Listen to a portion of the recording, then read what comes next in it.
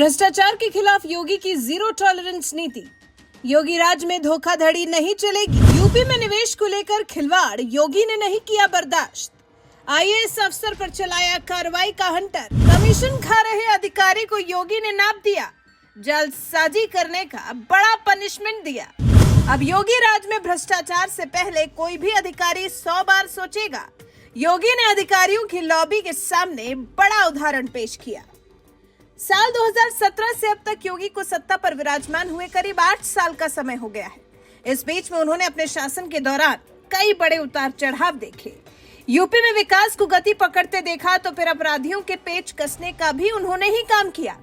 UP में निवेश को बढ़ावा दिया तो फिर अपराध मुक्त प्रदेश बनाने का भी बीड़ा योगी ने ही उठाया। अपने एक्शन से योगी ने कहीं न कहीं ये संदेश दे दिया कि योगी राज में किसी भी तरह की जालसाजी, धोखाधड़ी, गलत कार्यशैली, महिलाओं से बदतमीजी, माफियागिरी, लॉ एंड ऑर्डर के साथ छेड़खानी बर्दाश्त नहीं की जाएगी। इन 8 सालों में कई ऐसे मौके पड़े हैं जब अपनी कार्यशैली से योगी ये संदेश देने में कामयाब हुए हैं। इसके बाद भी अगर कोई अधिकारी या कोई भी सरकारी अफसर योगी से ही धोखा करने की हिमाकत कर दे, योगी के प्रदेश में ही भ्रष्टाचार करने लगे तो भला योगी बर्दाश्त कैसे करेंगे? नहीं किया बर्दाश्त और दिया अधिकारी को नाप। बात कर रहे हैं आईआईटी से बीटेक करने वाले UPSC topper IAS Abhishek Prakash की, जिन्हें योगी सरकार ने सस्पेंड कर दिया है। और ये कार्रवाई सिर्फ सस्पेंशन तक सीमित नहीं है, बल्कि अभिषेक प्रकाश पर वृहद दंड लगाने के लिए अनुशासनिक कार्रवाई की भी शुरुआत कर दी गई है।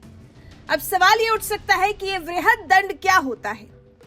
किसी भी अफसर को निलंबित करते वक्त उसके खिलाफ अनुशासनिक कार्रवाई की जाती है, जिसमें दोषी पाए जाने पर लघु दंड या वृहद दंड का प्रावधान होता है। वृहद दंड के तहत अभिषेक प्रकाश को 3 तरह के दंड मिल सकते हैं। डिमोशन ऑफ रैंक, जिसमें उनको सचिव पद से डिमोशन देकर विशेष सचिव बनाया जा सकता है। तनख्वाह में बढ़ोतरी को रोका जाना या फिर बर्खास्तगी भी हो सकती है। अगर अनुशासनिक कार्रवाई के दौरान अभिषेक प्रकाश के खिलाफ पुख्ता सबूत मिलते हैं तो सरकार उन्हें वृहद दंड के रूप में बर्खास्त कर सकती है। अगर क्रिमिनल एक्ट में शामिल पाए जाते हैं तो एफआईआर भी की जा सकती है। कुल मिलाकर अभिषेक प्रकाश पर गाज कभी भी और कैसी भी गिर सकती है। अब ये निर्भर करता है अभिषेक प्रकाश ने जो अपराध किया है वो कितना बड़ा है। अब चलिए जानते हैं कि आखिर सस्पेंड क्यों किए गए हैं अभिषेक प्रकाश।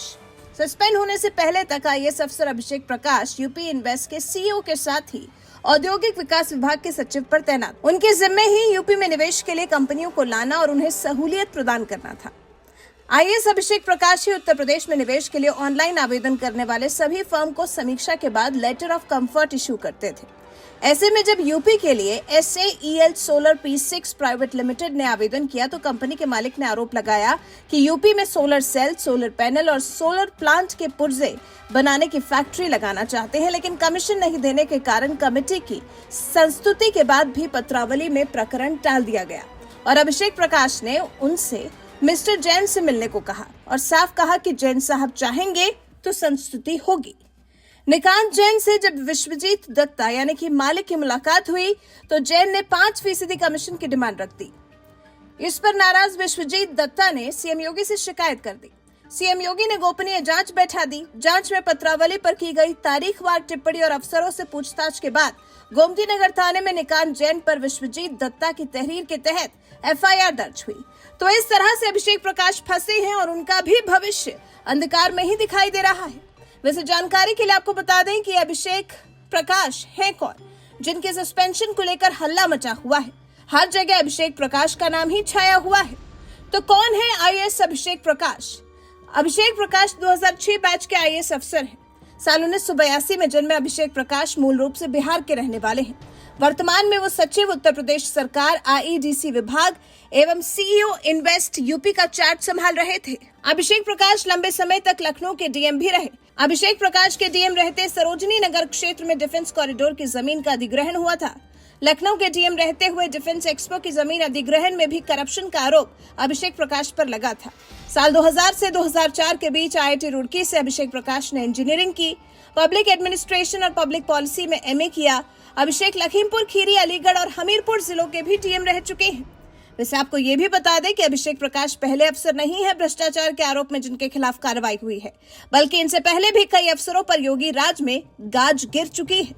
साल 2014 बैच के आईएएस अधिकारी लखीमपुर खीरी में खेत की पैमाइश लटकाए जाने के मामले में पिछले साल 13 नवंबर को निलंबित हुए। साल 2014 बैच के आईएएस अधिकारी घनश्याम सिंह लखीमपुर खीरी में खेत की पैमाइश लटकाए जाने के मामले में पिछले साल 13 नवंबर को निलंबित हुए। जुलाई 2024 में सरकार ने साल 2012 बैच के आईएएस अधिकारी देवी शरण उपाध्याय को निलंबित किया। 31 मार्च 2022 को सोनभद्र के डीएम टीके शिबू को निलंबित किया गया, अभी बहाल हो चुके हैं। सुनील कुमार वर्मा को भी पद का दुरुपयोग करने और भ्रष्टाचार के आरोप में औरैया के डीएम पद से निलंबित किया गया, फिलहाल बहाल। साल 2011 बैच के आईएएस अधिकारी देवेंद्र कुमार पांडे उन्नाव में डीएम रहते निलंबित किए गए थे। साल 2011 बैच के अधिकारी अमरनाथ उपाध्याय डीएम महाराजगंज रहते निलंबित किए गए थे। शारदा सिंह चकबंदी आयुक्त रहते निलंबित हुए थे। उन पर भर्ती में ओबीसी कोटे पर भर्ती न करने के आरोप लगे थे। जून 2018 में डीएम गोंडा के पद पर रहते हुए जितेंद्र बहादुर सिंह निलंबित हुए थे। जिले के सरकारी अनाज के घपले के आरोप लगे थे। 2010 बैच के प्रशांत को डीएम फतेहपुर रहते 7 जून 2018 को निलंबित किया गया था। तो ये है वो लिस्ट जो बताने के लिए काफी है कि अभिषेक प्रकाश कोई पहले अधिकारी नहीं है जिन पर भ्रष्टाचार के आरोप पर कार्रवाई हुई है, बल्कि भ्रष्टाचार करने वाले पर योगी की नजर काफी टेढ़ी रहती है और तुरंत कार्रवाई होती है। इसलिए भविष्य में भी अधिकारियों को भ्रष्टाचार करने से बचना चाहिए, क्योंकि अगर योगी के हत्थे चढ़ गए तो फिर बचना नामुमकिन हो जाता है। वैसे आईएएस अभिषेक प्रकाश के खिलाफ हुई कार्रवाई पर आपका क्या कुछ कहना है, कमेंट कर हमें जरूर बताएं। साथ ही हमारे चैनल को सब्सक्राइब करना बिल्कुल ना भूलें।